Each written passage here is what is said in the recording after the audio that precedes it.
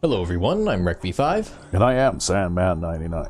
And welcome back to Diablo 2 PC Paladin playthrough. Yes, where when your only tool is a hammer, every problem looks like a nail. That's right, we hit things with this giant brutal maul, and they die. I'm just gonna check shop and whatever the hell else here. Just to check for gear. Those are pretty rickety looking bridges. Oh, it's fine. People walk on those. Don't think about it. Don't worry about it. It works. It's almost like the vanilla bridge at Sanctuary Hills in Fallout 4. Hey, you know what? If it ain't broke, don't fix it. Where there's boards falling off of it and gigantic holes in it. Have you seen anybody fall off and in through that bridge? No. Actually. There you go. So if it ain't broke, don't fix it. Well, actually, I don't remember because I did fix it. I found a mod that turns that bridge into a nice metal deck bridge with, like big tall tower thingies and stuff like that, right? Yep. Technical terms, of course. Yeah. We only use purely technical terms on this channel. Yeah. Well, really, the big tall tower thingies don't seem to serve any purpose because there aren't any cables coming down from them or anything like that. It appears to be a bridge supported by arches. Yep. Even though it's got a metal deck, it has like stone arches underneath it to support it. So the big tall columns, I guess, on top of the bridge are purely decorative, I guess. Ooh, nice. We just found a large charm and a scroll of identify to use it with. And it's just a garbage charm that's totally worthless. I had my hopes up. Oh well. There's the first set of nails of the episode. Yep.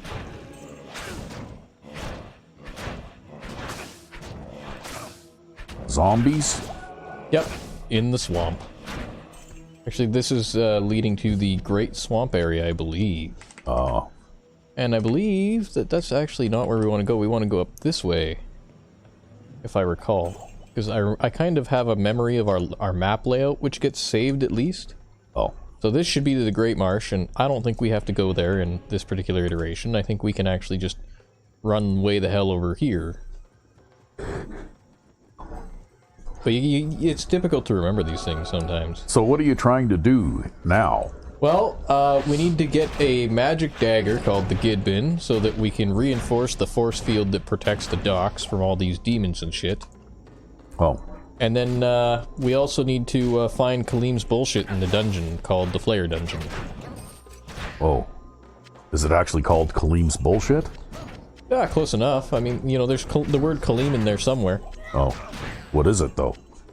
It's like, pieces of his body. Oh. Because he's like a holy man, I guess. And we collect pieces of his body in order to, do something with later on. I see. It's alive. You're gonna do the Dr. Frankenstein thing? No. No, we make a flail out of him. Oh. A flail out of dead guy, yeah. Oh. And will that replace your hammer, or? Can't remember, was I still going health? I think I was still going health. Only for like one swing. It'll replace the hammer for like one swing. What? Yep. Why only one swing? Because we only need it for one swing. Oh. And then the game takes it away. Oh, really? Yep. Oh, okay. Sadly. I think the spawns here re-randomized too. I don't remember seeing so many of these guys last time. We're level 27 though. Wow, you're almost dead already. Oh, that's just because I'm hitting things. The more I hit things, the more I die.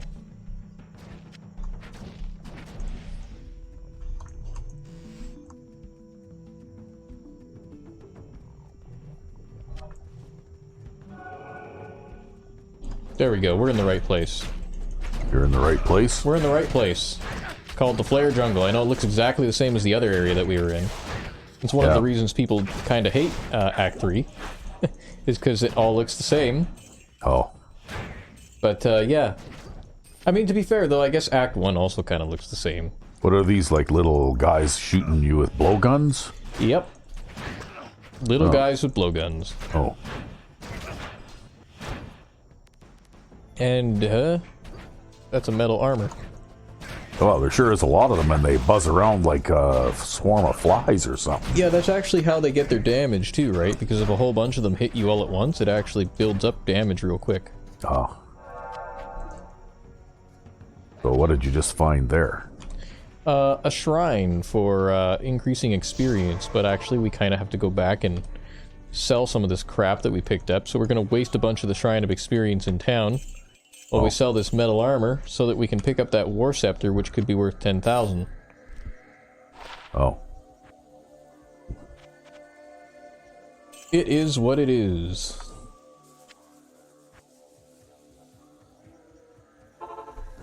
We'll just make people cringe right off the bat.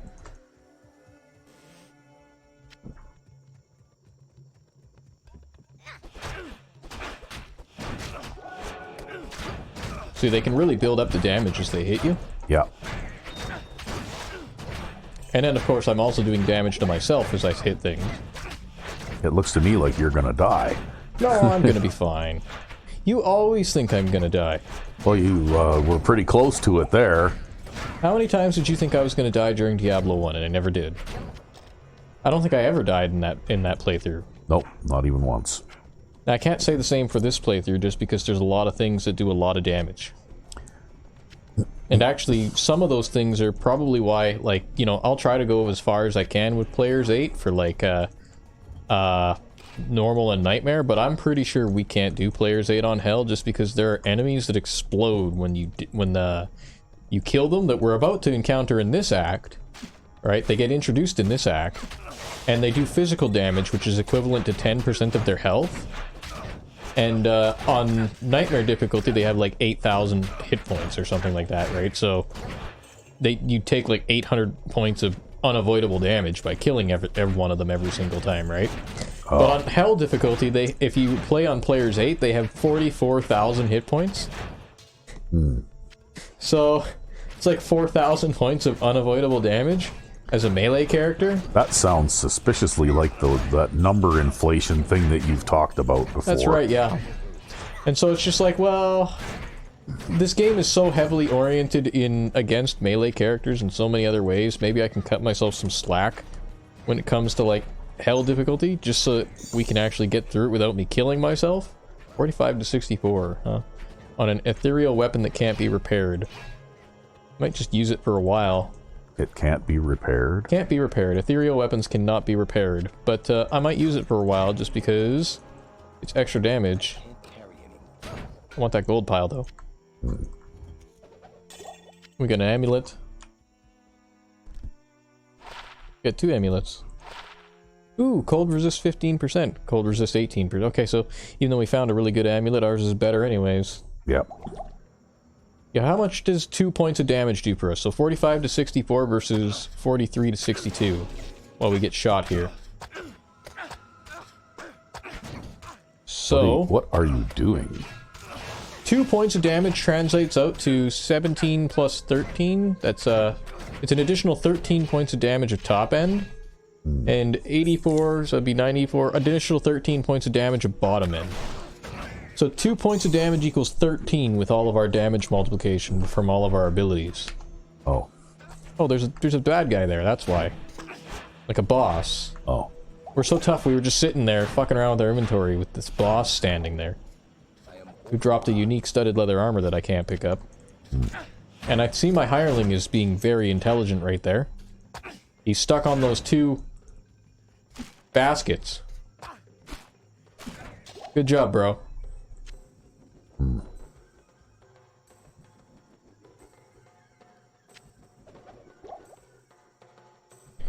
So both of those are worth a lot of money, so we'll actually put those in there, and then we'll pick up this studded leather armor.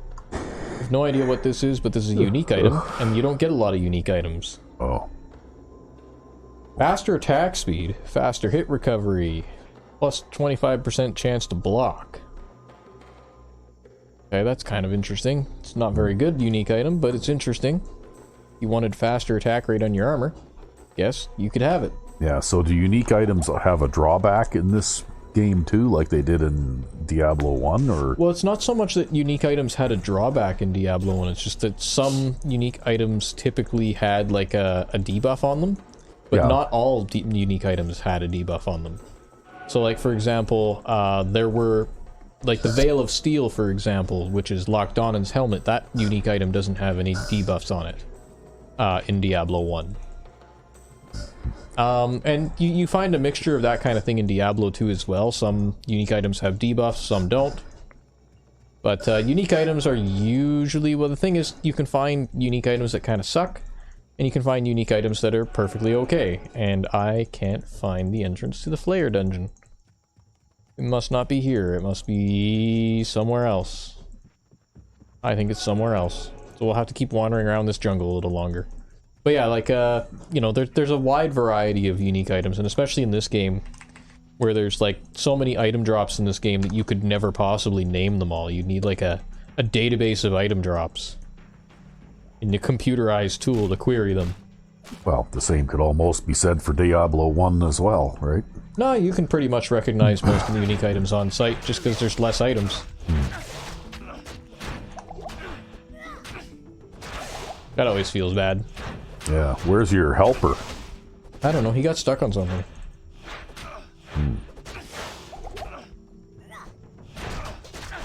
Uh-oh. It's okay, we'll just walk backwards a little bit, and then whack a couple more of them. See, this is the thing with these healing potion over time things. Yeah. We gotta, like, walk backwards a little bit, recuperate, and then come back. But I'm actually gonna go back to town anyways, because I have some crap to sell. You can't carry anymore. Yeah, I can't carry anymore. And I'm also gonna probably, I don't know, I'll top off these healing potions, sell that, because it's worth a lot of money. Why did I drag that? I could just control-click to sell. So that's ours right now. I'm gonna use this ethereal one for a while, just because it's a thing. And we'll sell both of those. I could start probably recycling amulets using a Herodric Cube recipe. But I'm not so far. Currently I'm still just selling everything because I'm still raising money and gambling for items and things.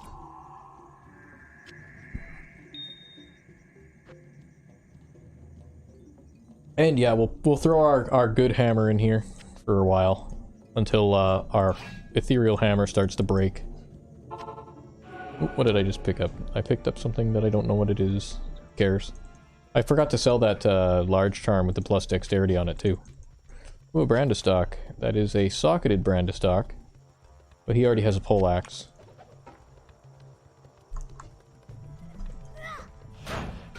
Yeah, sometimes your dude will get stuck, and then he'll eventually teleport to catch up to you if you're patient enough. Or you can just, you know, go back to town and then come back. See, now, if you had a bow and arrow, you could shoot all those little fuckers while they were still on the other side of the river, right? Well, except they'd run across the bridge, right?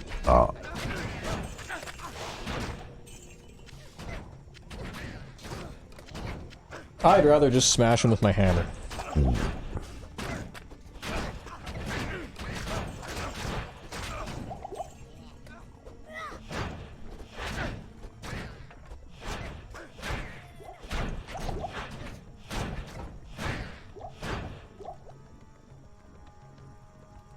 Oh, we could take a rejuvenation potion.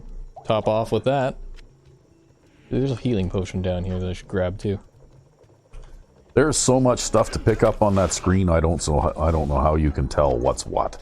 Well, I hold down the Alt key and then it gives me a list of items with text. And then I just click on the items. I think you can even click on the names of the items, although I tend not to, because I'm somewhat inefficient that way. Like if I click on that splint mail, if I click on the text and it tries to get me to pick up the splint mail. Kind of like that. Here's the Paladin shield. It's, crap. Not every item can be good. But yeah, like these gold piles, I typically click on the text because it's hard to target them.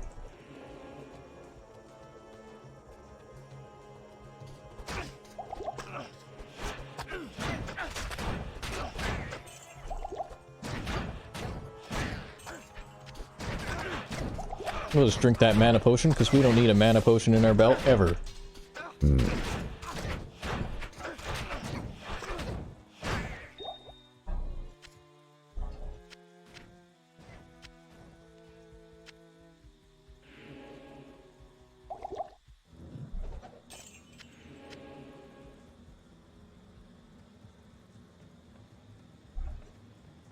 And we crossed this river only to have to cross it again anyways, damn it.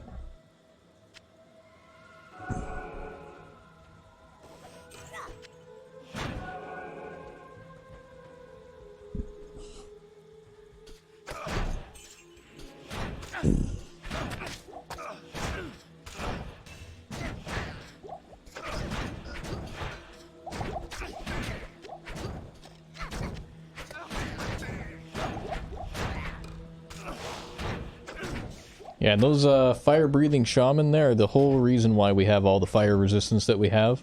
Oh. Because they hurt like crazy. They're harmful? It's extremely harmful to have fire blowing on you. Oh. You know, I really couldn't tell you why. There must be some kind of science behind it. Like, burning is bad. But I couldn't say for certain. You might want to talk to your local chemist or physics professor or something in order to figure out why burning hurts. Maybe a priest. Maybe they'd have some knowledge on that.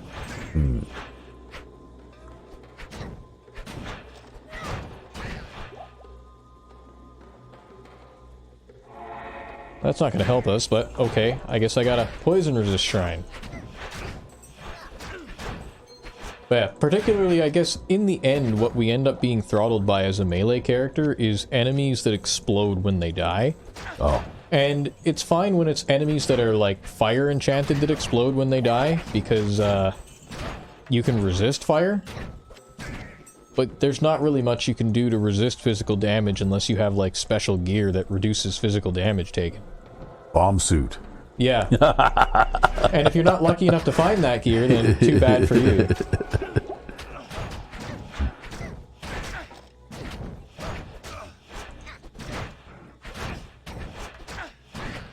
And again, that's the thing about those enemies that explode when they die, is you can't avoid that damage, right? It's just there, and you either can survive it or you can't. Because the developers of this game hated melee characters. Oh.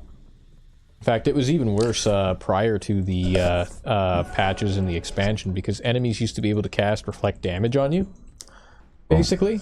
It was like a Iron Maiden curse in Act 4, which we're not in yet, but some of the enemies in Act 4 used to be able to cast Iron Maiden curse, and so you'd be going around killing enemies just like I am now, and then you'd hit an enemy and kill yourself. Because you do so much damage that it just, you can't survive your own damage. Like, if we were to hit ourselves right now, we would die. Because we do so much damage. 297 to 430, well, we only have like 400 hit points. So we'd just die. But especially on Player's 8, if you don't do that kind of damage. You are overburdened and you can't carry any more shit. No, don't worry about it. But yeah, on Player's 8, if you don't do that amount of damage, you just can't kill things, so... And these are the guys, these undead things. They explode when they die, and they do 10% of their health when they to you in damage when they die. Yeah. But your hireling is fine, because your hireling doesn't seem to take as much damage from them. Uh-huh. So, I don't know why. I don't know what the logic is behind that. You can let your hireling stand in front and try to kill them, and just kind of stay out of the way.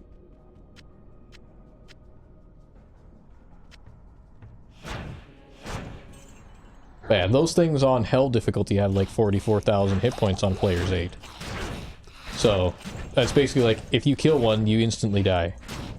Oh. So what do you do then? Just run away? Yeah, usually. That doesn't sound very heroic. Well, that's why we're probably not going to play Hell difficulty on Player's 8. Those guys are probably the single reason why we're not going to play Hell difficulty on a Player's 8. Because out of everything I know how to work around, that's like the one thing I don't know how to work around. Well, it's easy. Don't play a melee character. No, you should always play a melee character. Kill your enemies from a distance. Fuck that shit. Cowardly bullshit. You say cowardly. They put all these melee weapons in the game for you to use them, okay? You say cowardly, I say tactical. Fucking, they put all these melee weapons in the game for you to use them, okay? It's not my fault they couldn't balance their game correctly. It doesn't matter what type of game of this type that I play. I always have played the style where I try and set things up so that I can kill my enemies without them even knowing I was there. Yeah, I'm very much a kill the enemies with, you know, my skill in combat kind of thing. Well, I don't know. I mean, being good with a bow or whatever, I mean, that takes skill too, right? Yeah. I mean, you gotta admit, when we're doing Skyrim, I am a pretty good shot with a bow, right? Hey man, you gotta admit, when we were doing Oblivion, I was pretty talented with the sword.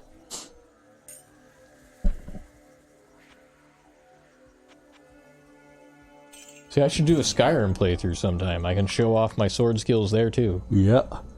Okay, which swampy pit portal do we take? This one? No, that was the wrong one. I guess we can go down this side passage now. Which leads to the same place, probably.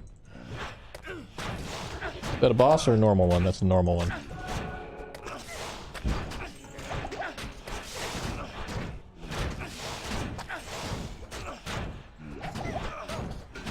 Yeah, I think we're slowly but surely getting to a point where we're starting to miss. So it'll be really good for us to get to level 30. Hey, here we go in Skyrim. The Return of Samara. Ha! Right? Could do it. Could do it. If you could figure out some logical reason as to why Samara would still be alive 200 years later. Oh, see, the most difficult part there would be playing something that isn't a fucking orc in Skyrim. Yeah, Skyrim also has some balance problems in terms of that sort of thing. That's what you use your orc ability for. Because it's like, after a certain point in time, there was like a phase that every game developer went through where they just hated melee combat. And it's just like, well, shit. Vanilla Skyrim melee combat is pretty effective. But the perk tree overhaul that I use kind of nerfs that, right? Yeah, oh god. I would never play the game with that thing. Oh yeah, you'd have to. Never. Well, never. You have to, just so you can see what it's like. Never do it. Nope. Never do it. Oh, okay, the stairs are on this side. And so we're wandering through this fucking dungeon here. Trying to find our way down to the bottom. I think this thing is like 3 floors. Is this even the right dungeon? No, this is the wrong dungeon. So I'm going through a side dungeon here for no reason. Because I walked into the wrong dungeon. Oh. So we're going through all this shit for no reason. They ought to post a sign or something. Well, the thing about it is it looks exactly the same as the other dungeon that we're supposed to go through. Yeah. Including in terms of floor layout and everything. They should have a big sign up at the entrance that says side dungeon. Right? Oh, this is one of the things that pisses people off about the the dungeons in Act 3. So now we need to leave this dungeon and go back out to the goddamn jungle all over again, because we just wasted a bunch of time in this episode going through this dungeon. And everybody's probably screaming their heads off, no, that's the wrong dungeon. What's that thing? Oh, that's another one of those portals opened by a portal shrine. Oh. So that was the wrong one, because I thought it was the thing. It was in the right place, okay? And then it wasn't the thing. Right?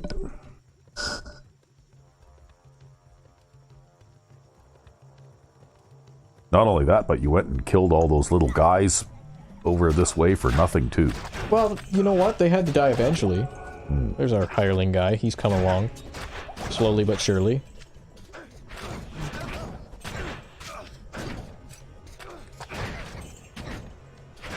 I love whacking things with this hammer. Oh, that's a lot of guys. Yeah, that is. And they move around so fast. Yeah, well, that's why you take a couple swings and then you kind of walk backwards a little bit. So that you don't get surrounded, ideally. Ah,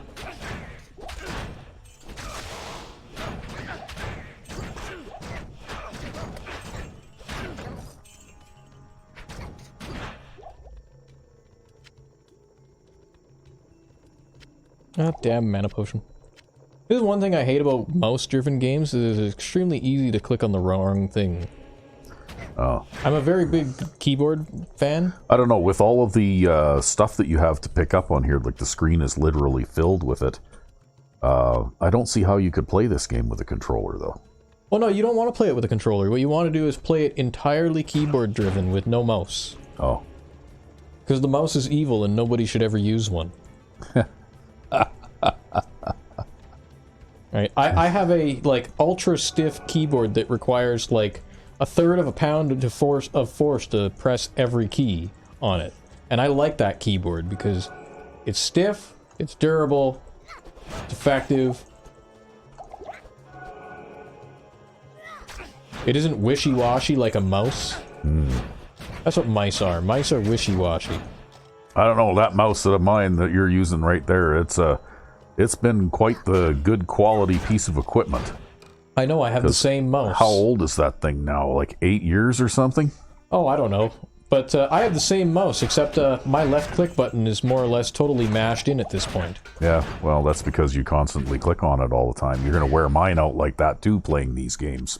Yeah, probably, except I racked up thousands of hours in these games on my computer. Alright, I have this big fancy gaming computer that's like for all games modern, and then I come over on it and I play Diablo 1 and Diablo 2. Hey, you could be playing Fallout 4. I could, but, you know, then I'd actually have to double-click the icon. Well, I'm sure there's a way that you could just highlight it with the keyboard and then press enter. You know, I actually did set up keyboard navigation using the number pad for mouse controls on my desktop that I can activate with a hotkey, so... Like, I dislike the mouse that much. And I don't have a desk or anything to sit at either, or even like a nice chair with like arms like this. So I don't have anywhere to put the mouse. I kind of like put it on my lap all the time. And it's a big pain in the ass. Yeah. Well.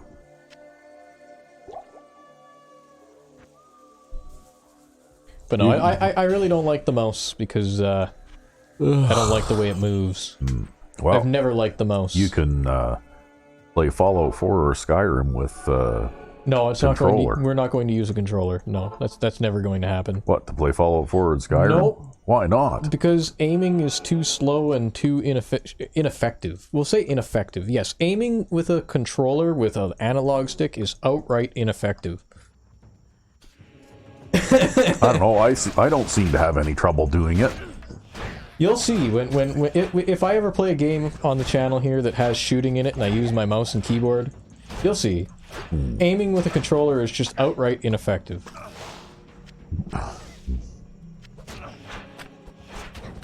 No, I know we've been discussing somewhat on whether or not to do Cyberpunk and things like that as well. Yeah.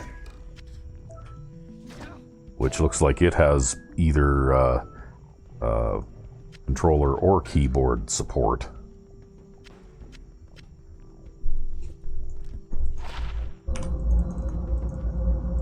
See, I could show off my aiming skills, the non-aiming skills that I don't have in How would you ever Cyberpunk. be able to use that longbow, though? You'd have to hit people with it, right?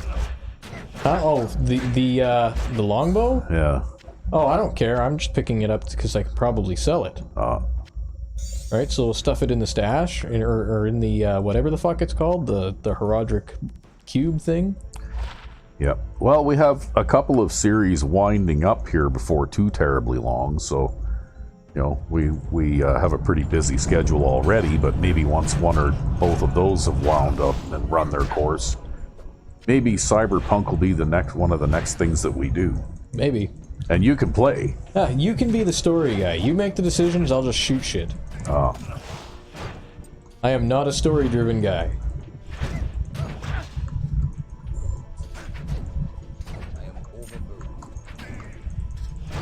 I'm just there to kill things. We can go back again. Yeah, All this crap. you need a bigger inventory. You know, there's a mod that does that. Yeah. Yeah, we don't have it.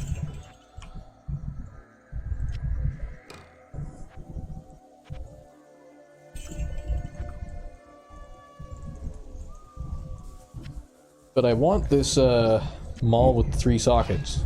Because maybe we could do something with that down the road if we get ith-lf for runes. I think we've got L. We have 1,000,000 tier runes. We have another L. Yeah, we don't have ith or L. Or sorry, we don't have ith or F. We only have L. It's weird. But anyways. At some point I'm going to want to get my strength up higher so that we can use a Great Maul. Because we're actually not using the biggest hammer that we could use right now. Oh. This is perfectly good for hammering in rail spikes, but we want something that's good for hammering in skulls.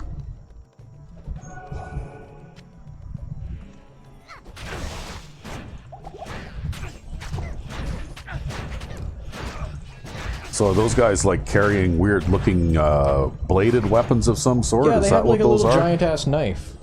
Oh, okay. And they stab you with the knife. You know, stabby stab? Yep. As one does. While we look for the dungeon again.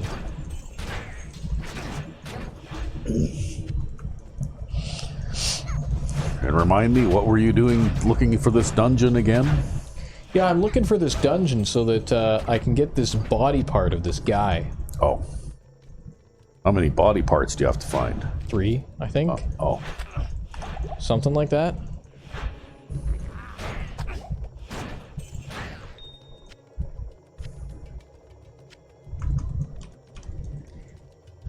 What's this? Garbage. Happened to my guy? Oh, there he is. He teleported. Or something.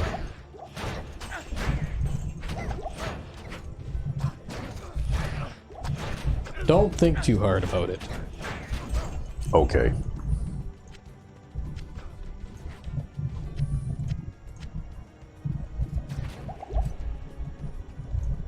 See, I don't know why I have this tendency to go down there and mouse open the fucking belt in order to look at it when I could just press that key.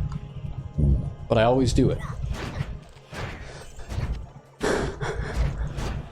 We're gonna level up here again. Are you? Yeah. I don't know. You level up a lot faster in this game, too. What level are you already? 27? We'll be 28. Did you even get to that level after playing through the first game 3 times? Yeah, I think I got to like level 34 or 33.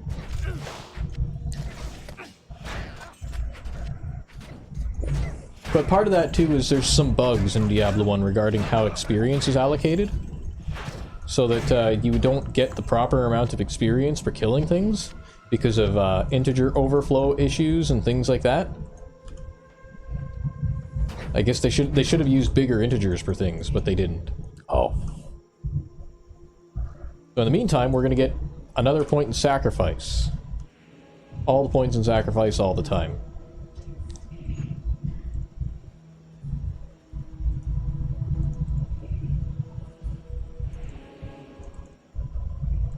Now, what else am I doing here? I think we'll almost be ready to start putting points into redemption as well. Soon. And that'll be cool to have. Actually, I think because of the way that we've ended up in this playthrough, I'm actually higher level right now than I was in my own personal practice game. Oh. Just because of the way things have gone. I guess I've gotten lost more in our playthrough here because of the way that the dungeon generation has worked out, and as a result I've ended up killing more things.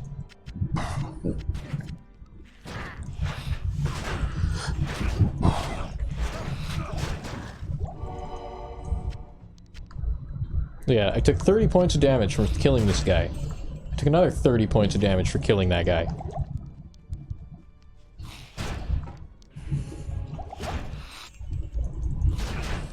Well, so now you got speedy little orange guys. Yeah, and they blow up when they die and cause damage to you. Oh. Alright, so they have like 300 hit points, I'm assuming, because I'm taking about 30 points of damage every time I kill one.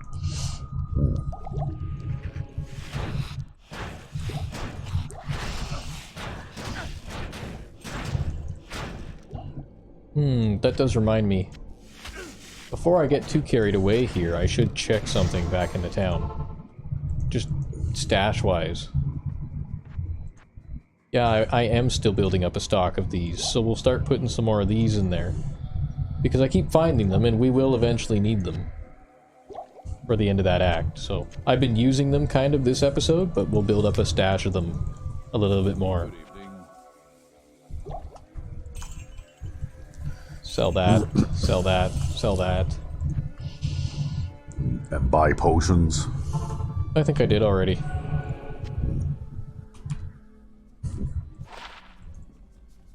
I guess town trips are faster in this game.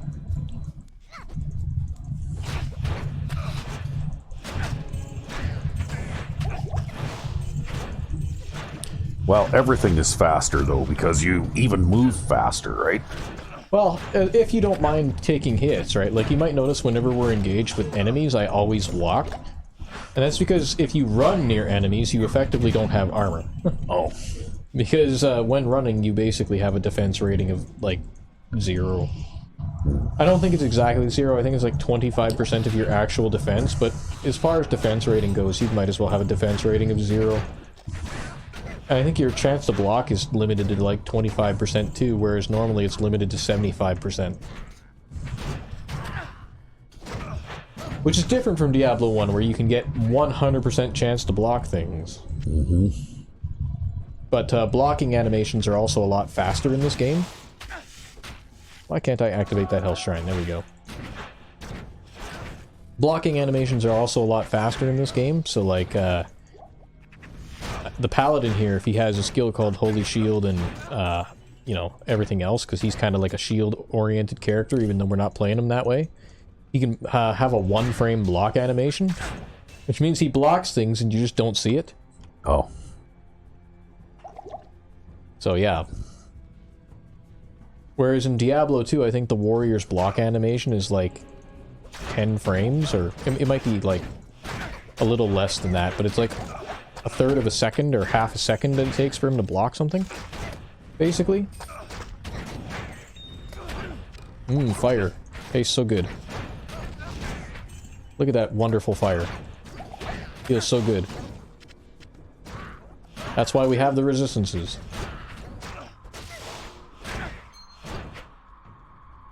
See, imagine just getting totally fried by those guys if you had no fire resistance. Yeah. We can't pick up the scale mail because we have this useless short battle bow in the inventory. Battle staff. Do we have a thing in the thing? No, we don't have a thing in the thing, so we'll just throw that in there, and then we'll throw that in there. Look at that, we can carry 2 for 1. Awesome.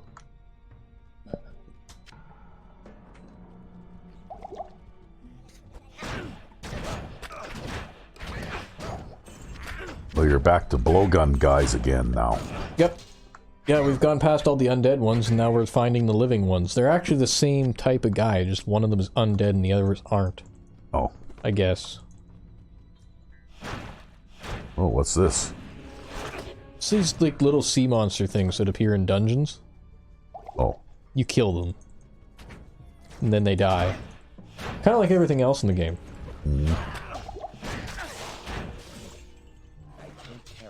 Oh, there's a broadsword that's a set item. I picked up that short battle bow again. Set item? Yeah, the set item. That's Eisenhardt's Light Brand. Does 17 to 18 damage with a very fast attack speed. Yeah.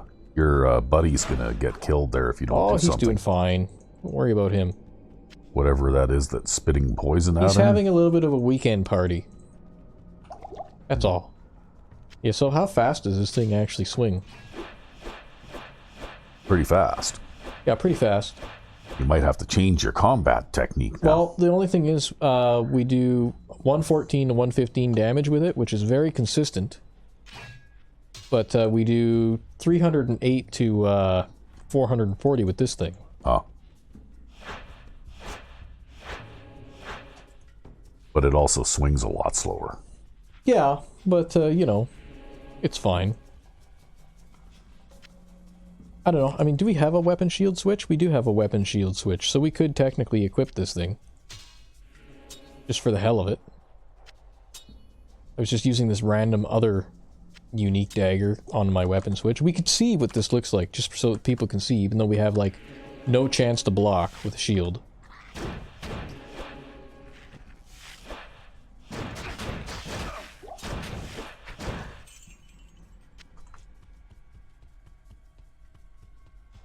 So we'll show it off for a little while. Did I find the stairs down, or did I totally went in a circle? Damn it.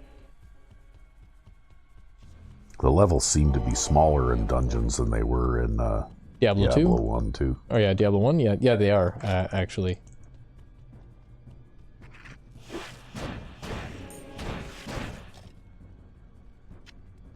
Picked up a Grand Charm.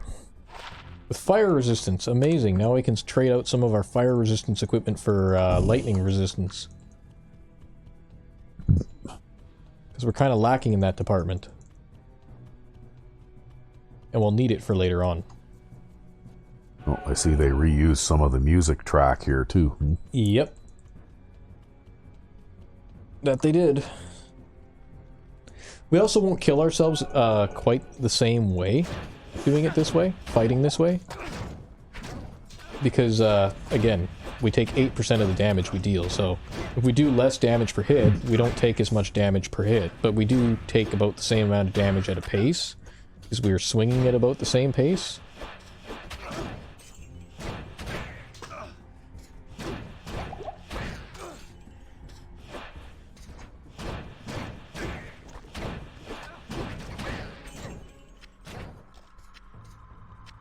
You know, I guess this unique item is actually kind of okay for the level that you find it at, just because it has, like, ridiculous base damage.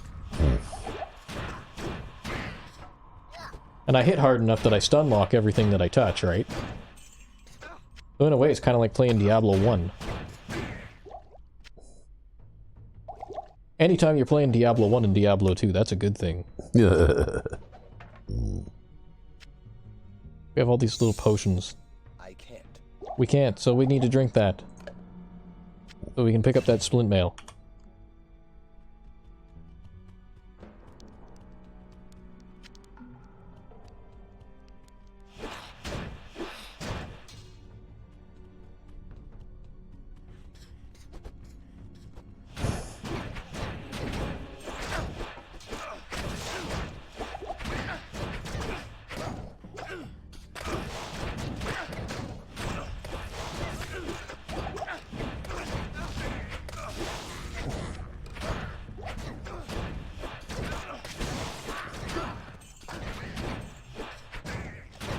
So does using the shield add to your armor value, or? It increases this particular shield. It adds 22 to my armor rating, and then it also increases all my resistances by between 9 and 19%. So there's a big benefit to having a shield if you actually use a shield. Right? In fact, a shield is a very big and important piece of equipment, because even if you can't use a shield effectively, you can load it up with enchantments and shit, basically. Oh. But it does mean that you can't do as much damage. Per hit. Per single hit, of course, right? Like, obviously I can do just as much damage over time using a weapon like this, which is a very fast attack rate weapon, with a very high base damage. But most one-handed weapons aren't like this either, right? Like, they don't have this degree of base damage, which is what makes using this weapon right now at this moment in time kind of a curiosity. Just the base damage alone. Because normally you'd have to use a warhammer or something, which is a significantly slower weapon to get this kind of base damage. But I guess that's why it's a unique weapon. And at least in terms of short-term use, and what is this fucking unique weapon? The useless dagger of uselessness? We'll probably just sell that. Yeah, because somebody will have a use for it. That's right. Meanwhile, we'll sell them all this garbage armor. Ooh, poison resist 19 ring. Get a key and sell that. Guess we'll stick those in the stash. I don't know how many of those I've got yet.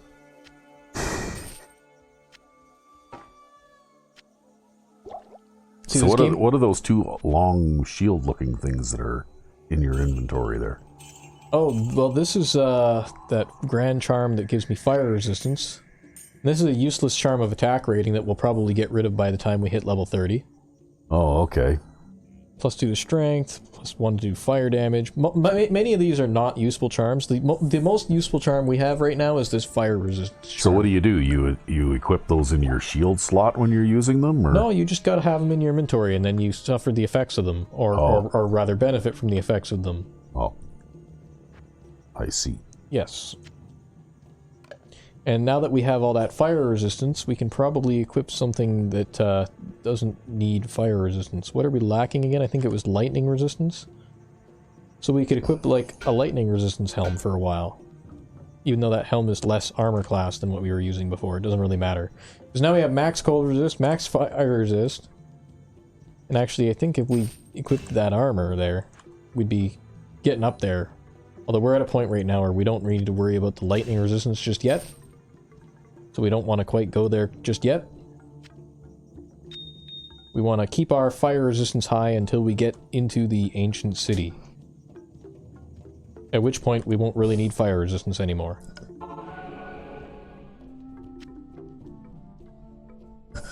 Because the enemy spawns will change.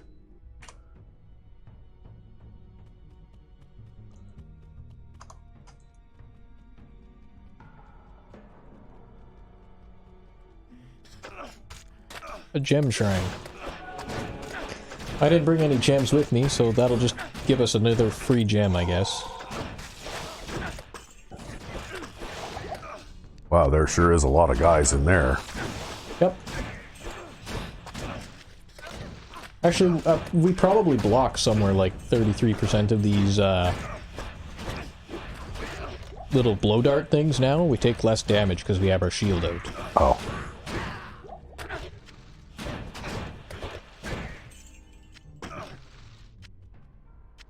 Hey, we found an Ith rune for our, what the fuck's it called? Our socketed hammer. Ooh.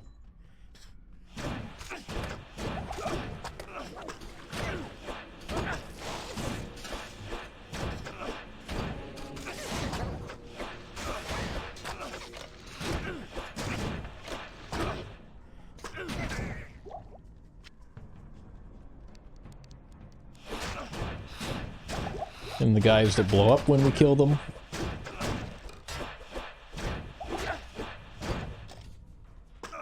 My bro got stuck around the corner there again.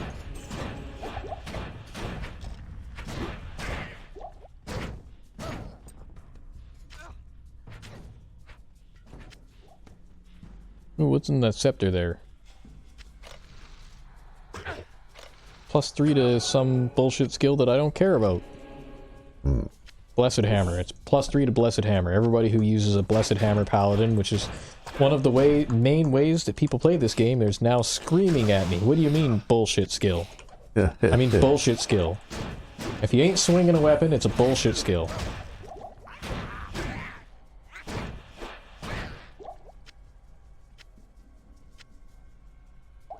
Yeah, if you ain't shooting a bow, it's a bullshit skill. Fuck you and your stealth archer bullshit. Hey, it's not just stealth archer. I get out there in active combat archery too. That's actually a hard skill to master too, because it's, you know, like pretty difficult to hit what you're aiming at when everybody's moving around and they're trying to hit you back and all that kind of stuff, right? Oh, that's why you just take out your largest two-handed weapon and you solve the problem yourself.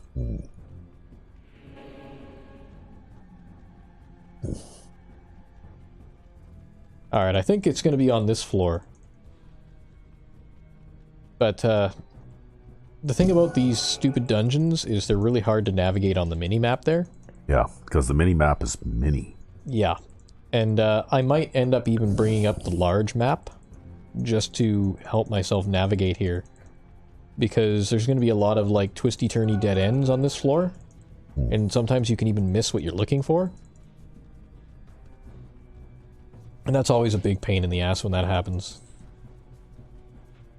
Oh, hey, I must have an item with life regeneration on it, because I'm slowly regenerating hit points. Oh, well, that's good. Yeah, I wonder where that's coming from. Oh, it's probably coming from that. Replenish life +4. Oh. And now all you need to do is get one where you quickly regenerate health. Yeah, you ask too much. That'd never happen. Well, is this shield? No, this shield isn't socketed.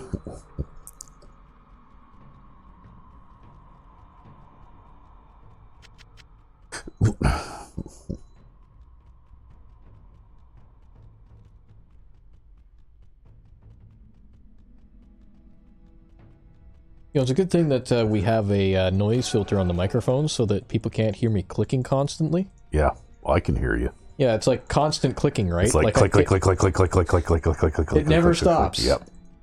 But yeah, that's why I was saying you're gonna wear my mouse button out.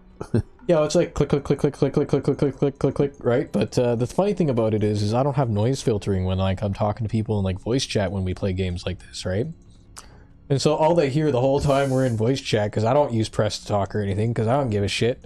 I don't care if they can hear what I'm doing. It's like all they hear is just click, click, click, click, click, click, all the time. Whether we're playing a game like this or an RTS or something else like that, all they hear is the click, click, click. But that's the quietest part of this, actually, because I also have a super noisy keyboard, right? Your keyboard's a lot quieter than mine.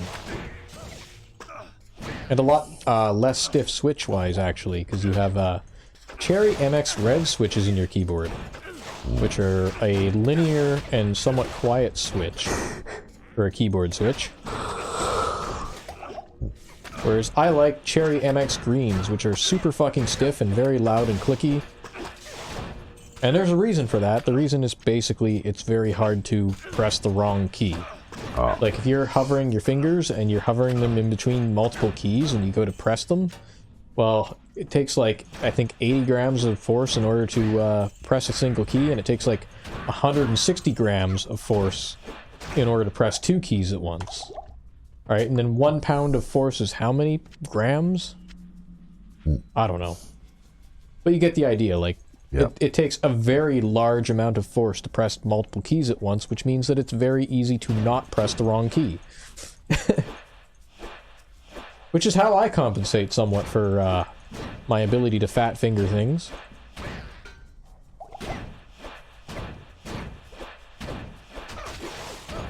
Look at how many times I have to hit that guy. This is why we need the hammer. Ooh, fire feels good. Nice and warm and toasty. Thing about it too is that guy will revive these guys that I'm killing as well. We need to get our bro back so that he can act like a distraction. So that I can go and whack on what the fuck's his nuts. So if I don't know your name, you're what the fuck's his nuts. That's how this works.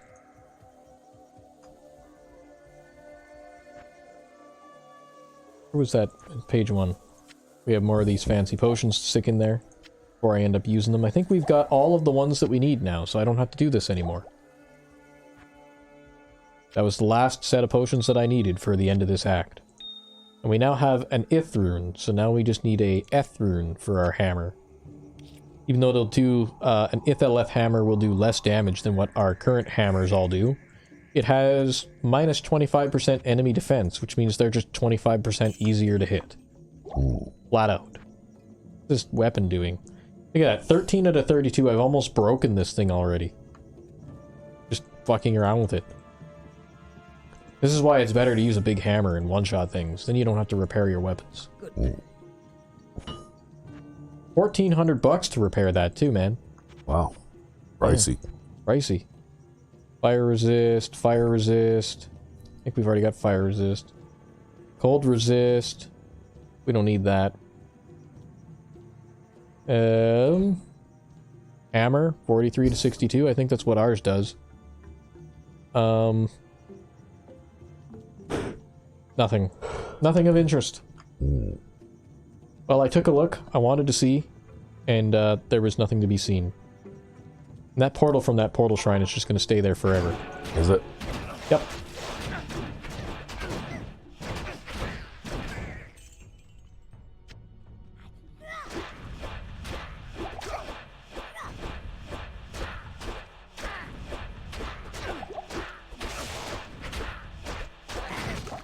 Wow. Is that guy like a boss or something? Yep.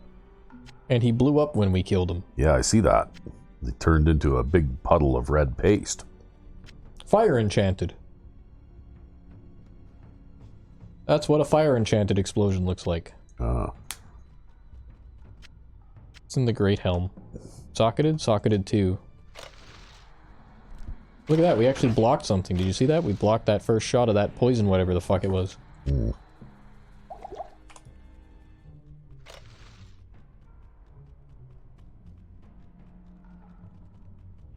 So that boss means we're close to where we need to be. Because you might notice the rest of this floor is almost totally empty, right?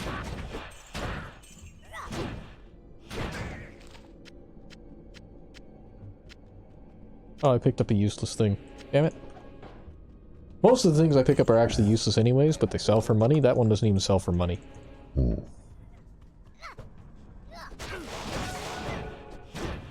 See, now they're starting to use spears too instead of those little knives. Is that worse? I don't think it actually makes a difference. Oh. But it's like a visual change in their sprites.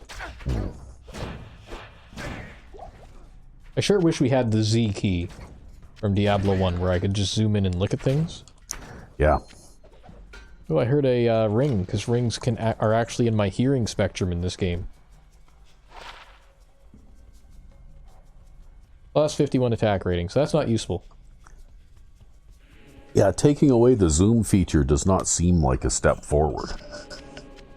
Yeah, sadly. You know, like they went to a lot of effort here to improve the graphics and all that kind of stuff, but then you don't really get to appreciate it anyway. Yep. Right? I think it's this room up here. Yeah, it's this room. But I couldn't see this room without the big map. This is just one of the areas in the game where the mini-map falls short.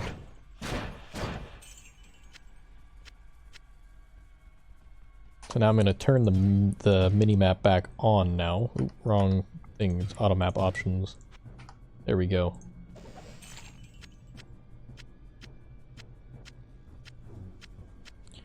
And now we're carrying Bro's brain around.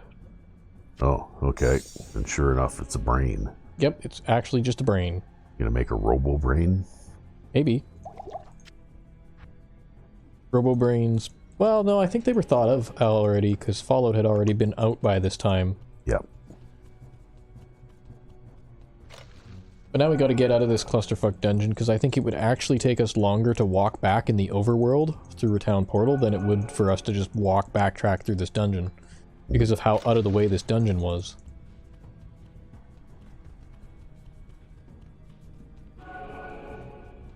Stupid dungeon dead ends. Damn it. See, this is why we have the sky-high vitality rating, because we can sprint for basically almost forever, right?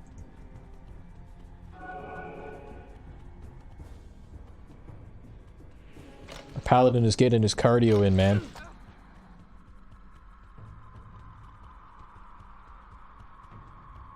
Do your cardio, it'll make you a better melee combatant. And you can run away from zombies better. Yeah, there you go.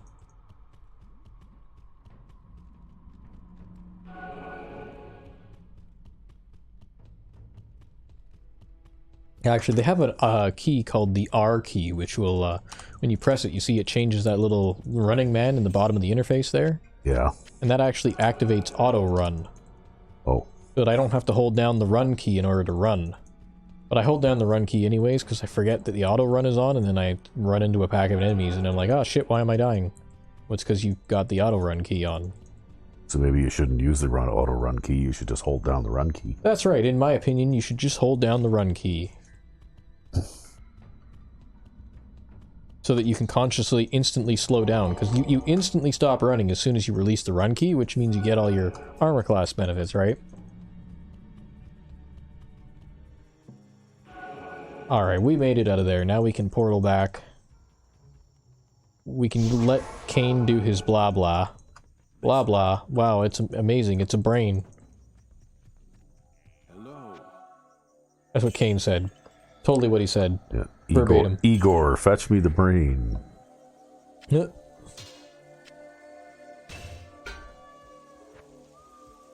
And we've got to sell this stuff. Sell that. Sell that. Yeah, I have that socketed helmet now. Speaking of which, we need to find the Gidbin, which is that fancy dagger, and that's also in the Flare jungle.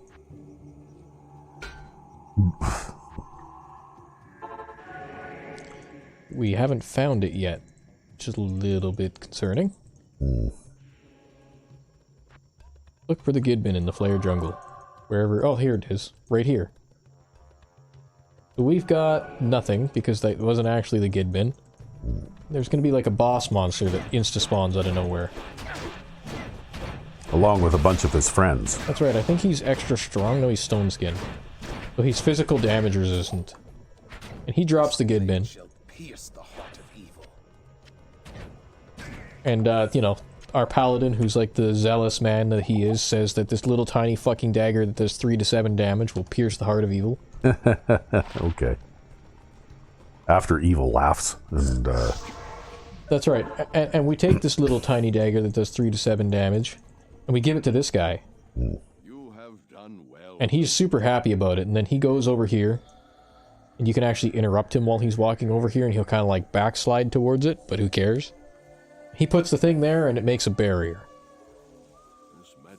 And then he gives us a magic ring. Which in this case is a fire resist ring.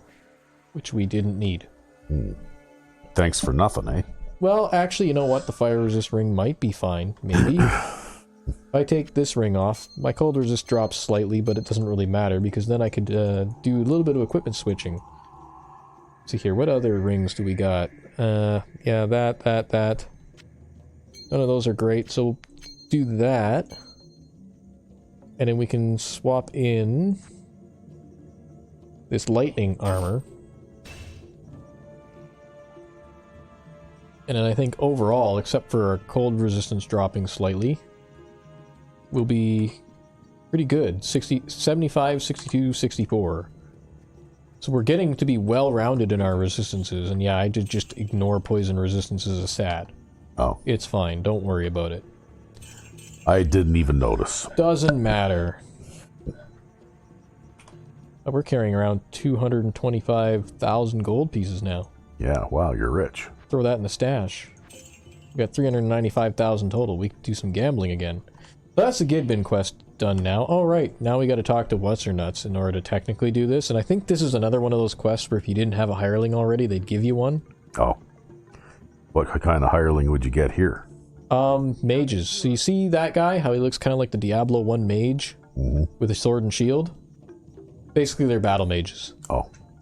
In fact, they're literally like the Diablo 1 mage, and you get like different versions. Ones that cast lightning, ones that cast cold, ones that cast fire. They're super good on normal and nightmare difficulty. They're less useful on hell, where everything is immune to something.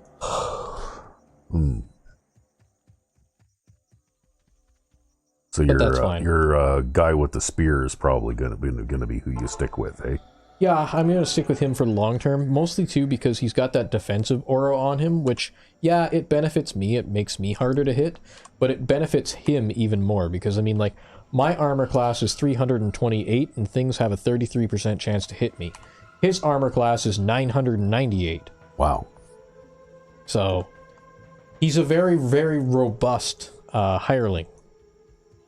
You should be the hireling, and he should be in charge. Yeah, actually, there's a bunch of memes about that,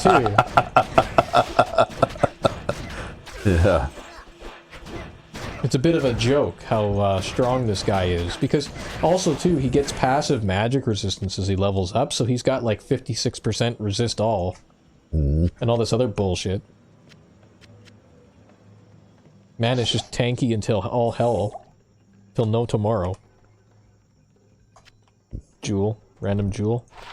Yeah, lots of these games are funny like that, though, right?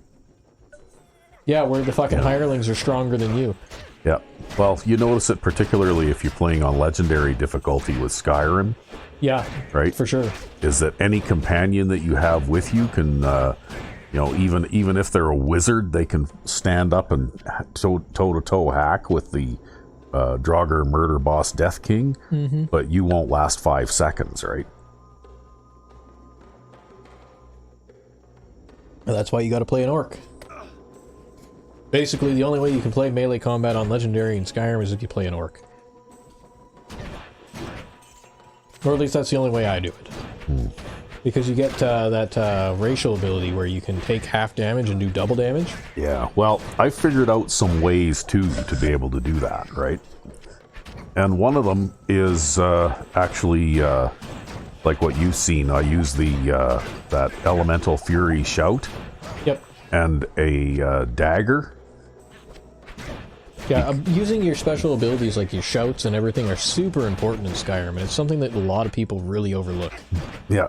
Right, but you know, you really need to use them, right? Like, not only are they powerful, but they're like mandatory. Yeah. Because I can chew through most enemies fairly quickly, you know, just with that Daedric dagger that I found, and I haven't even really smithed the thing up any because I don't have any blacksmithing skill, right? So it's basically just the base item, but you use Elemental Fury Shout with it, and all of a sudden you can just mow down like Draugr and all kinds of stuff, right? Yep. Because also with the perks in the perk tree for the one-handed perk tree that go with the dagger, you get stacking buffs for making rapid attacks and that kind of thing too, right? See this? I brought these guys back down here so that they can't walk through that little 2-tile wide corner. Yeah. Kind of delays them so I can kill one of them. But now we're going to see why using a small little weapon like this kind of sucks. Oh, well maybe you shouldn't use it against these guys then. It's because he's lightning enchanted, right? So we're just going to zap ourselves over and over. Yeah.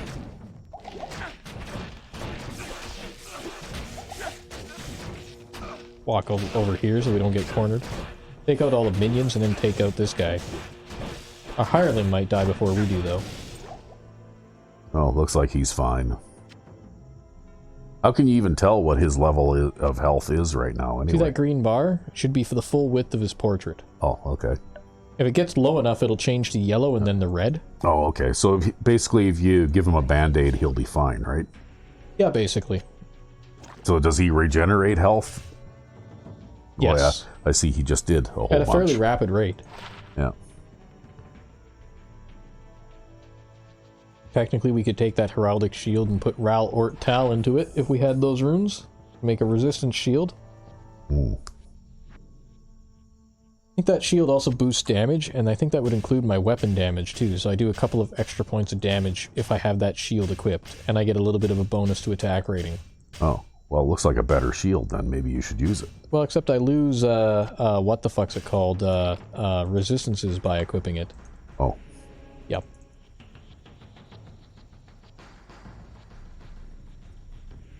Although we could stick a couple of diamonds in it to solve that problem. Oh, you got speedy little green guys now. Yeah, you remember these guys from the desert? Yeah, we're at the border of an area, as you can tell by that big stone wall behind me. We've reached Kurast, which is the city that everyone who's living on the docks is from. Oh. And the reason why they're all living on the docks now is because the city, which was a holy city, got corrupted by hatred. Well, of course it did. Why did it get corrupted by hatred? Because Mephisto, who's Diablo's brother, is the Lord of Hatred. The Diablo, lore-wise, is the Lord of Terror. Basically the devil. And yeah, his brothers are the Lord of Hatred and the Lord of Destruction. Oh. And they're known as the Prime Evils, I guess you could say. Mm-hmm. Whereas characters like Andariel and Duriel are the lesser evils. But they probably want to be better. Bigger. Badder. I imagine so. Not as if you go and interview them, though. You mostly just whack them with a sword. Oh. I am overburdened.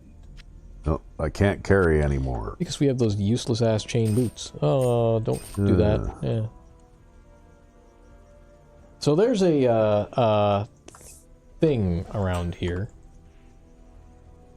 The thing about these cities is there's like a fast travel point in here, but I need to walk up and down this city back and forth in order to find it.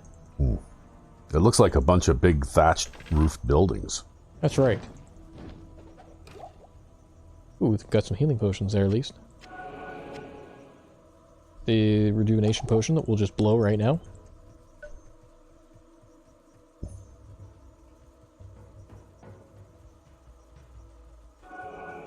So with all of these brand new games that are coming out that aren't really very good, they're remastering older games still.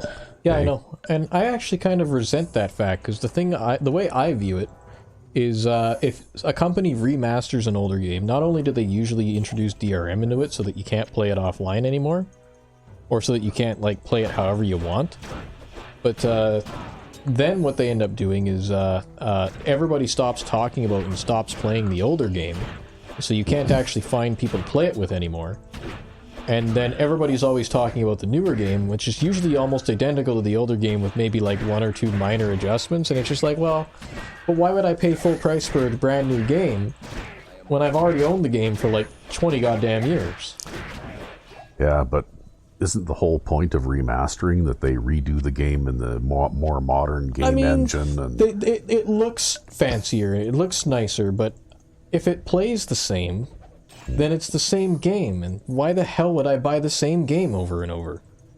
Well, I don't know. I mean, it might be nice to have Oblivion with full controller support without having a second-party software thing to make it work, right? It might be, but at the same time, I guess, like, as a mouse and keyboard guy, I played Oblivion with a mouse and keyboard for, like, 20 years. Yeah. So I don't really care. It doesn't make any difference. Because that in particular is what I was thinking of when I mentioned that. Oh. And I don't know, maybe if GOG offers the remastered Oblivion, maybe it would be worth it to get it. Well, I might buy remasters if they're presented on GOG, just because they're DRM free. Yeah, exactly. That's my point. Normally they're usually presented on like Steam or someplace, or they're presented on like the platform owners thing. Like for example, Blizzard has a game launcher that you have to use in order to play their games, and other companies have their own game launchers where you have to use to play their game. I don't know, are there very many big name games on Steam that aren't on GOG too? Yeah, actually, there's a decent number of big name games that don't make it to GOG. Because companies are overall kind of paranoid about piracy, right? And if a game is DRM free, technically you could copy it to a flash drive and carry it everywhere, or put it up on the internet or whatever else. Oh. But the thing about it is statistically speaking, only like, I think between 10 and 20% of people actually pirate games. And those 10 to 20% of people will pirate games no matter how many protections you put in place. Like you see, if you read articles about piracy or things like that, you hear about things all the time where a game comes out with like this new DRM scheme and it gets cracked on day one before the game actually even starts being open to the public, right? Or things like that, right? Yeah. And it's just like, well, you know. Well, just to think about how pointless something like that is, I'll give you an example.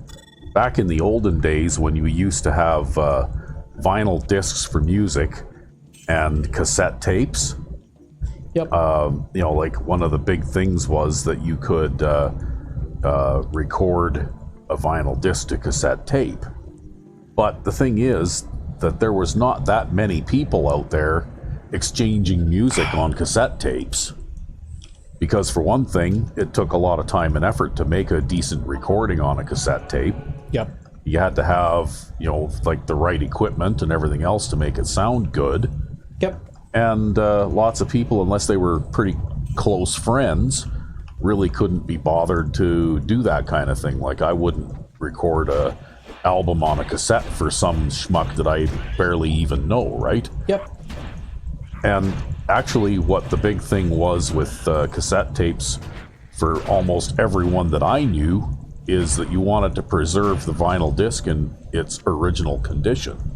So what you would do, if you bought an album that you particularly liked and listened to a lot, is that the first thing you do as soon as you took that vinyl disc out of the sleeve is you would make a tape recording of it. Yep. And then you put the vinyl disc away and don't touch it again, and play the cassette tape recording instead. But you still had to buy the original copy first, right? In fact, I still have many vinyl disc recordings that You've got a ton of them. that are in original condition because they haven't actually been played more than 4 or 5 times. Yep. Because I made cassette tapes of them and then listened to the tape, right? But yeah, I don't know. I mean, like, because the thing about it too is when it comes to like legal entitlements to backups, you are legally entitled to make backups of things that you own. Yeah. But with DRM and things like that, it gets a little tricky because when you buy a game, you're not actually buying ownership of the game. Like when I bought my copy of Diablo 2, I bought ownership of this game, right? When I bought a copy of, say, I don't know, say if you bought Skyrim on Steam, well, you're not actually buying Skyrim, you're buying a perpetual license to play Skyrim, right? Yeah. You don't actually get a physical copy of it. Well, you don't necessarily even need to have a physical copy to own something. That's what the basis of GOG is, right? Like you're buying a actual digital copy of the game that you have ownership to with GOG, which is why you don't have to worry about it like that. But with something like games on Steam or games on like digital download from like PSN or Xbox Live or whatever, you're buying a license that gives you the right to play the game rather than buying the game itself. Yeah. Well, that's one of the things that I had to do with my Steam versions of Fallout 4 and Skyrim SE was turn off auto updates too, right? Yeah. Because that's probably another reason why they want you to, like they want DRM control because, they just want to be able to, push updates down to you whenever they do them too, right? Well, I mean, there's maybe a reason. Maybe that's like a smaller reason, but I think the thing overall is that they just want to control how people use their product so that they don't end up with piracy. Yeah, the thing is with with those two games in particular in recent years, the purpose of a lot of their updates is to make access to their mod store, right? Yeah. Because they're trying to peddle user-made mods for money, right? And I mean, the thing about it though is that with regards to pirates and piracy is like, again, only like 10 to 20% of people actually pirate things. And of those people, there's even a small percentage of them who will like pirate something, try it out, and if they like it, then they'll buy it and like support the developer and things like that. Yeah. But those people who pirate things, the people who pirate things are going to pirate things regardless of whether it has protection on it or not. Because they have the knowledge to circumvent the protection, Well, it's not even just the knowledge. They have the knowledge and they choose to use it, right? Yeah. Because, like, I'm someone who has that knowledge, but I don't use it, right?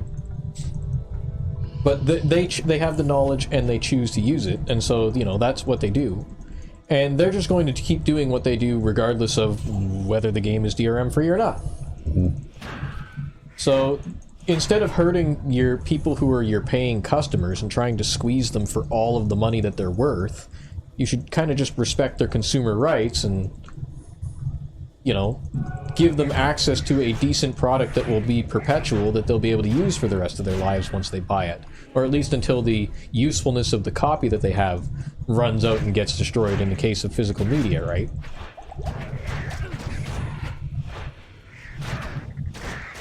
Ooh, we got a cold enchanted guy there. Yeah, you're almost dead again, and you're moving real slow, and you're blue.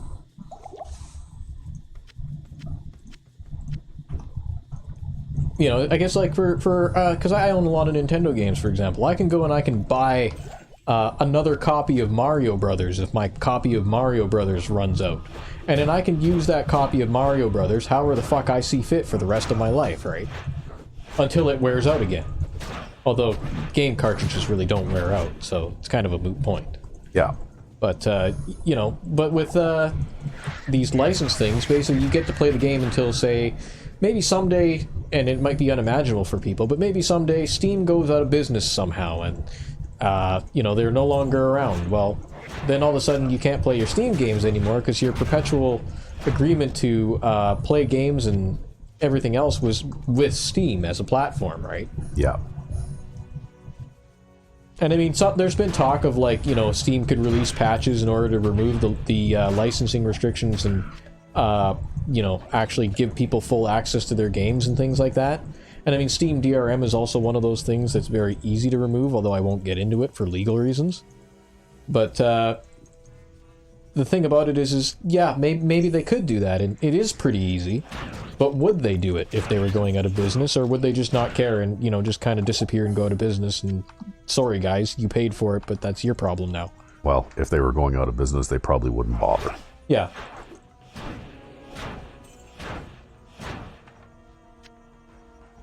And that's kind of how I view these things, and really that's kind of why I don't buy things off of digital stores if I can help it. I really try to buy things, if I buy games at all, I buy them off GOG.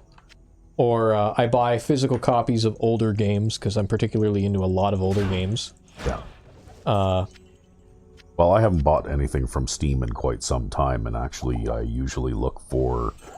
If I want something, I usually look at GOG first. Well, and that being said, too, Steam is probably one of the better of these platforms, too, in terms of, like, respecting consumer rights and things. Because there was a big fiasco not too long ago with Sony, where they went and, like, I guess people had, like, paid for and bought these movies on Sony's platform on PSN. Yeah. So that they could watch movies on their PS3 and shit. And what ended up happening was Sony's license with the movie companies that were letting people watch these movies ran out, and so suddenly Sony had to revoke all of these movies off of people's PlayStations, even though they already paid for and bought them and downloaded them. Yeah. So that because Sony themselves didn't have the right to have those movies play back on their console anymore and on their service anymore. And so everybody felt completely, who bought movies on their PlayStation felt completely and totally ripped off by that, but that's just the thing, right? They didn't pay for ownership of the movie. It wasn't like they went to the store and bought a DVD or something or a Blu-ray at Walmart. They paid for the right to play back the movie on their PlayStation account. Yeah. And really, licensing in general is just like an evil, devious thing that just shouldn't be done. Right? Business should not be done this way, but we've kind of gravitated towards that over the last 20 years or so. It's something I've ranted and raved about to people for as long as I can remember. I actually went through a stint where I did not buy any new video games for just about 10 years because I completely boycotted the way things were. But it's more or less inevitable now that things are going to be the way that they are. So there's really nothing that can be done about it now. You can rant and rave at people and complain about it all you like, but this is the way of the world, right? I can't carry anymore.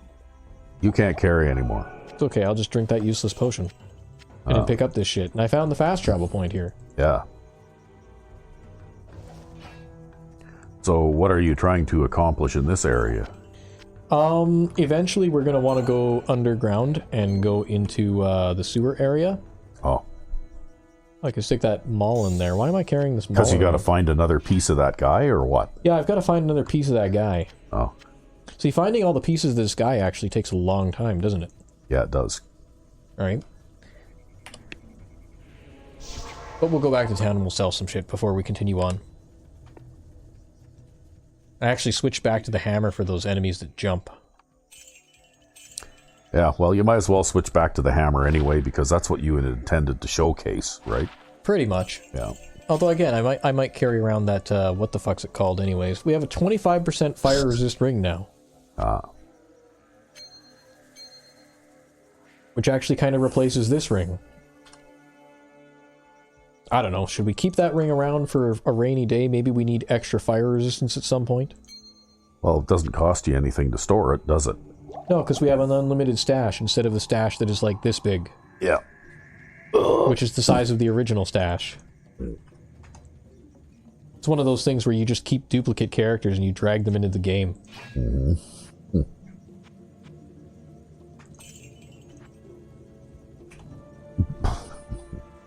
But anyways, so yeah, so we basically full cleared this whole area while we were looking for the fast travel point. I didn't intend to full clear this area, but I wanted to get that fast travel point so that we can continue on from here. And actually, there's going to be, so yeah, we got to go and find the rest of Kaleem's bullshit, but there's also going to be a thing that I think gives us a skill point here. Here, we'll switch back to the sword here for a little while. Because it's better against whatever that is? No, I don't think it is, actually. Because they're physical resistant. Oh. I think I actually need to hit them with the hammer, and it's way more effective.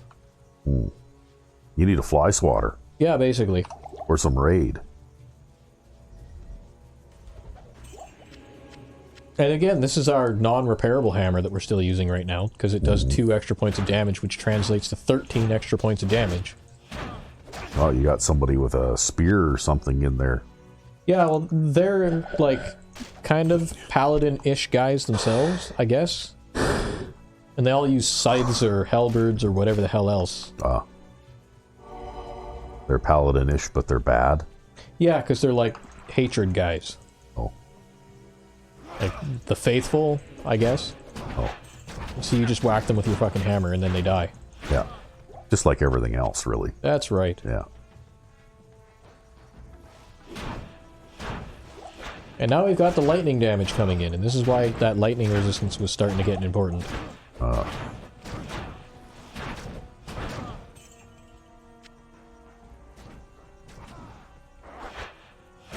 I think Bro there doesn't resurrect guys, but he does heal guys. But he basically drops after one shot. But everybody drops after one shot. It's what we do. Now we've got these buildings here. So we've got the ruined temple. We're going to have a quest for this, actually. I don't know if I go back in here and I talk to somebody and I get prompted of this quest or what the fuck I'm supposed to do. I think I'm... In the end of this quest, should I find the thing, I'm supposed to talk to this guy? Oh. Yeah, okay, so there you go. Oh. Didn't get to hear what he had to say, but... I don't give a shit what he has to... You hear what he has to say. Oh no, that's a wrong quest. There you go. Me to waste time with you, so I'll get right to the point. There is a very special book which you must find for.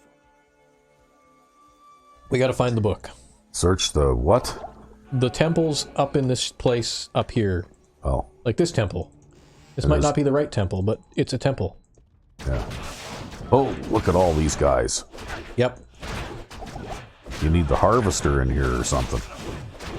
You're gonna die. No, we're fine. We made we went and hacked enough of them to make ourselves an escape route here. So they're extra fast with spectral hit. Wow, what's spectral hit? Random magic attack. Oh.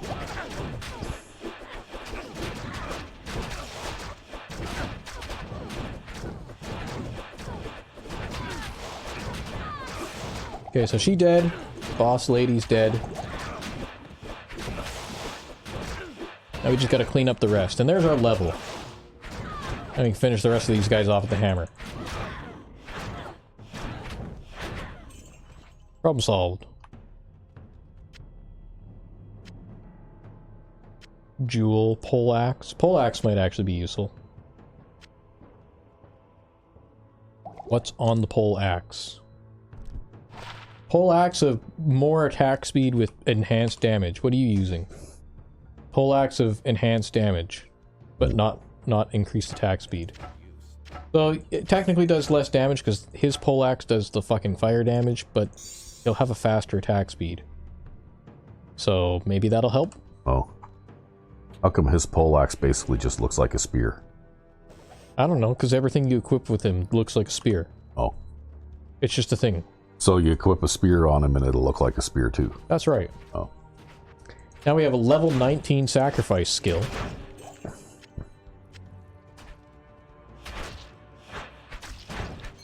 Ooh, a ring. Identify that. Charge bolt. There's the book. Well, that was easy. Yeah, you found well, it in the first place. The thing about it is you don't know which temple you're supposed to go into in order to find it, right? So I think it's random. Oh. So we just got lucky. There are 5 other temples that we could have had to go through. So what are you supposed to do with the book now? We take it back to What's-His-Nuts. Oh. And then he gives us skill points, I think. Or stat points? I can't remember what he gives us. Oh. Some kind of good thing. Longsword. You want to see what a longsword looks like in this game? Just for the hell of it? Like that. Wow, it's got quite pretty fancy looking guard on it there. Yep. And, you know what? They're decent weapons for a paladin because they have a very fast attack rate, kind of like that other weapon we're using. But, I'm not going to bother with a longsword. Okay. Instead, we're going to go and we're going to come over here and probably portal back to town and do the thing. I can get my poison cured as well, because we don't have any poison resistance right now. Oh. We'll sell that. We'll identify that. Charge bolt. Fuck charge bolt. And then we gotta get rid of that useless potion, buy some useful potions, and talk to the guy who has the thing. Not in town. We'll do a little figure skating while we go over there. Uh-huh. You have found the book. You have found the book. Oh, we found the book. And we get more hit points. Oh, well. So, what is your next objective, then? Well, we need to go into the sewers underneath the bazaar and find What's-His-Nuts' heart, Oh, I think. okay. Yeah. That's kind of what we're doing, but I think I'll just find the fast travel point for the bazaar here, and then that'll be an episode, because getting his heart could be very slow or very fast, and I have no idea of how long it will take. Because it's another one of those big windy dungeon things that kind of has a random layout. Yep. So once we clear out enough of this area to find the fast travel point, that'll probably be episode.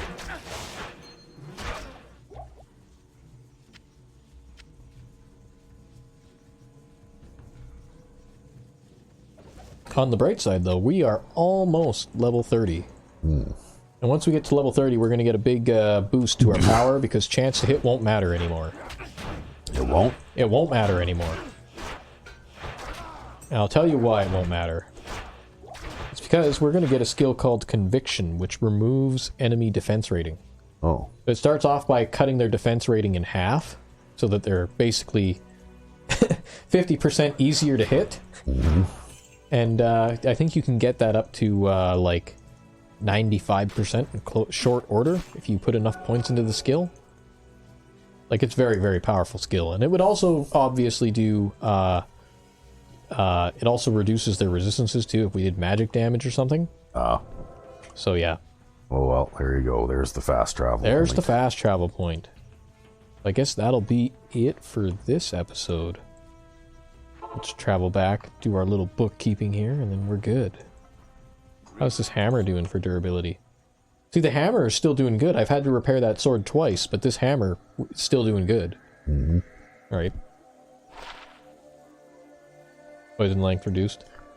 I wonder why they didn't keep any of the original character archetypes I don't know. I in thought this game. I personally think it's because they wanted to make them more unique. Because I guess if you wanted to argue about it, you could say that like the original character archetypes in the original Diablo were somewhat generic, but they're also somewhat classic, right? Like they actually correspond to classic archetypes that have always been in this genre. Yeah. So, you know, I don't know. I don't know Well, about that. why wouldn't you keep those and then just add these other ones, right? Yeah, I don't know. Because then that way people who liked playing the rogue could play the rogue. I'd play the warrior. Or the warrior, or whatever, right? You know what I mean? Like, it's only 3 classes. More than what they have in this game now, right? But I guess they completely redid the spell and skill system, so like, for example, my character cannot learn spells of other classes. Yeah. Right? Everything is based on this skill tree that I have. So like I have offensive auras, defensive auras, and combat skills, and the only quote-unquote spells I have are like Holy Bolt, Blessed Hammer, Fist of the Heavens. Yeah, I suppose, eh? Right? So it's not like if I was a caster, if I was like a sorceress, where I'd have like Fireball and Charge Bolt and all the other spells you're familiar with. Yeah. I don't know. I mean, that's something that... I liked book reading based magic systems better because I think it makes sense. Like, you know what? I might not be a civil engineer, but if I picked up a couple of books on like building things, like I could probably figure out how to build some basic things in my own house using the things that I could study from those books, right? Or if you were to pick up like a programming textbook, right? You might not be a professional software developer like I am, but you could probably read through that programming textbook and make some interesting programs that would be like little useful tools for yourself. And so like, you know, like the idea that behind the Diablo 1 magic casting system, which they actually talk about in the book, in the manual, is like they had little time to study magic. Yes, the warrior had little time to study magic, but that doesn't mean that he can't still do it. If he picks up a book and he reads it, it's basically like looking at like an IKEA manual for how to cast a fireball. A set of instructions, yeah. That's right. Yeah. And so he's not like particularly great at it. He doesn't know all the tricks and shortcuts like the sorcerer does, so it takes him a bit longer to cast a spell, but he can still do it. Well, anyway, what I was going to say is that I like consistency in game series. You know, and I mean, that's one of the things that kind of I found was a bit off-putting even about things like the Dragon Age series, right? They changed it too much. And I would have preferred a little bit more consistency between one game and the next, because that type of game you don't need to redesign from the ground up either. All you need to do is introduce a new set of quests and a new set of environments and a new story and a new set of enemies, and just leave the mechanics alone, right? Well, and the really funny thing about that, too, is like Dragon Age, well, it was very, very similar to a series of games called Neverwinter Nights. Yeah. Built off of the same game engine as those. Actually, that's one that we had in the survey. This game ended up winning out in the survey, but that's right. We were looking at possibly playing Neverwinter Nights. Yeah, and the thing about it is like the combat system between those is like almost basically the same combat system. And so it's like, well, if that combat system was working so well, and it worked well for Dragon Age 1, why did we have to revamp the combat system for Dragon Age 2 when it's a time-tested classic combat system that people liked? But anyway, like I said, it's consistency, and even in this series here, right? You know, consistency. Yeah. And definitely, like, and as I was saying, I think earlier in other episodes, some of the melee combat tricks, like drawing enemies through doors and things like that, still work, but there's very little reason to actually use most of those tactics, because first of all, you encounter enemies in big hordes all the time, and secondly, with the amount of damage that we do, we mostly kill everything in 1 to 2 hits. Yeah, but that's why eventually when Elder Scrolls 6 comes out, which is supposed to be sometime in my lifetime, You're hoping it will be similar to Skyrim? I'm really hoping that it'll be fairly similar to Skyrim. Like that they won't have changed it too terribly much. They'll probably change it a whole shitload. I mean, look at how different Oblivion and Skyrim are, right? Look at how different Oblivion and Morrowind are. Yeah, but the thing is, though, I could pick up and play Skyrim after playing Oblivion, and there were some differences, but I could still... You know what I mean? Like a lot of the control methods and that kind of thing still translated from one game to the other, right? I'd probably say Morrowind and Oblivion were more different, but Morrowind and Oblivion were kind of like a transition from like an old school way of doing things to a new school way. Yeah. Because in Morrowind, Morrowind very much follows the suit of Daggerfall and Arena, where you still have chance to hit. So even when you're swinging your weapon in real time, you're not necessarily hitting what you're actually aiming at. Yeah. Because you still have chance to hit mechanics that are in play. And that was present in Daggerfall, that was present in Arena, but it's not present in Oblivion, because if you hit something in Oblivion, you just hit it. Yeah. You either hit it or you don't. There's no chance to hit. Well, anyway, we could discuss this for a long, long time, but yes, we should probably do it when we're not recording. Probably, yes. Yeah. So, I guess until next time. Yeah, I'm Sandman99. And I'm RecV5. Have a good one.